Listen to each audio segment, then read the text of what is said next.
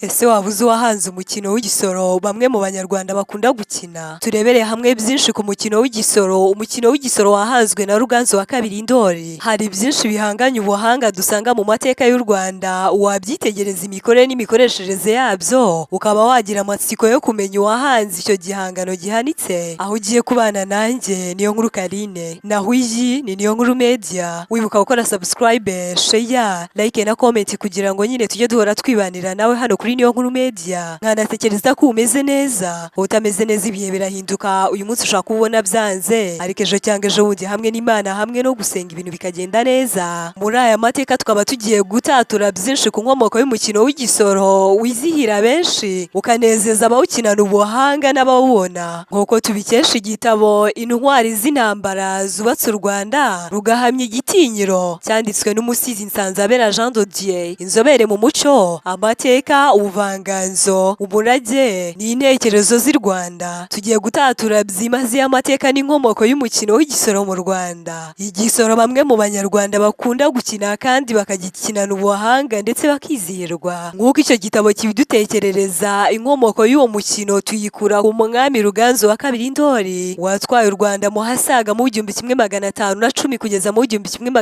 1543 mu kinyejana cya 16. Ruganzu wa kabiri NDORi, umwami uzwiho ubuhanga buhanitse mu guhanga ibikungahaye ubwenge n'ubumuntu kandi akabigeraho abyikesha. Ruganzu wa kabiri NDORi yagize ubugenge n'ubuhanga ku ngoma ye, niwe dukesha umukino w'igisoro mu mateka y'u Rwanda, ukundwa na bamwe mu banyarwanda iyo bawukina. Ruganzu wa kabiri NDORi yagiraga ibitekerezo binyaruka byatumaga ahora atekerereza ibihangano byafasha abanyarwanda, cyane cyane ingabo z'igihugu, guhora ziyungura ibitekerezo binyarutse no kubaremamo umutima w'intsinzi z'ibihe byose. Umukino w'igisoro yawuhanze ubwo yari akataje mu rugamba rwo guhangana n'abanyamahanga mu mushinga wo kwagura u Rwanda. Igisoro yakiremye nk'isomo ry'intambara ku rugamba, ifasha buri wese wo mu ngabo ze gutegura imigendekere y'urugamba aho yari ari hose, ukanifashisha mu itorero ry'u Rwanda mu gutoza urubyiruko ubugenge bw'urugamba babaga bitegura mu kurasanira igihugu. Umukino w'igisoro uteye ku buryo ugikina atazarira mu bitekerezo, ahubwo arasa byihuse ku cyo ashaka kugeraho. Uteye kandi ku buryo ugikina ibyo akora byose biba birimo gutsinda no gutahana iminyago y'uwo yatsinze, nk'ikimenyetso kigaragariza buri wese ko yatahanye intsinzi koko. Uburyo igisoro giteguye ubwacyo kigaragaza imiterere y'ingabo zihanganye ziteguye kwanzika urugamba. Niyo mpamvu insoro bakoresha bakina uwo mukino bazita inka, kandi ukinnye akarasa umutwe ahita atwara izo nka kugeza zimazeho uwo bakinana akaba yegukanye intsinzi. Ari nabyo bisobanura mu mateka y'u Rwanda kwica ibihangange ukanakinyaga inka, abagore n'abana. Muri make umukino w'igisoro uteye mu buryo bw'imyitwarire y'intwari ku rugamba,